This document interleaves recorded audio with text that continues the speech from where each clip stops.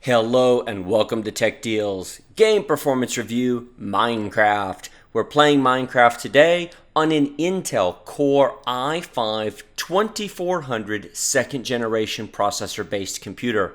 There is 8 gigabytes of system RAM installed, and we have NVIDIA's GT 710 1 gigabyte graphics card installed. This is a very inexpensive graphics card you can add to your computer, about $35. We are playing today at 1080p full HD resolution. We're going to be testing both fast and fancy detail settings. VSync is turned off and frame rate is set to the max. Fraps was used for the minimum, maximum, and average game performance numbers that I will show you at the end of this video. It was not, however, used to capture the video you're watching. Instead, an external HD60 Pro hardware capture card was used to record this video. There is no impact to the frame rate because the computer does not even know it's being recorded. The numbers in the upper left-hand corner are from Msi Afterburne. The first line is the graphics chip itself, which indicates how much of the actual horsepower, the processing power of the graphics chip that we're using. Generally, that's going to be right around 100% because we are using our graphics performance more than we're using our CPU.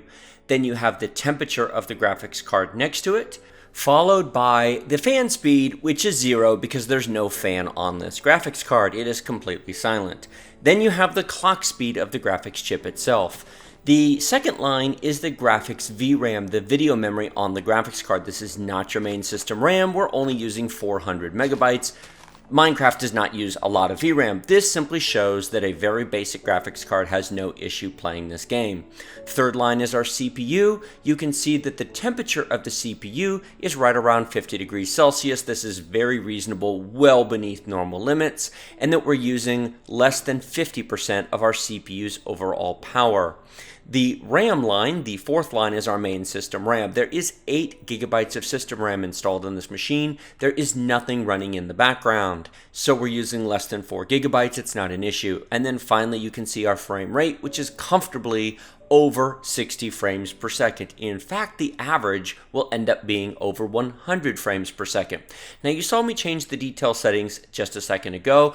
I then ran a second quick fraps run. I did record them separately. I'm going to show you the fancy numbers at the end, but basically it runs fine in both cases.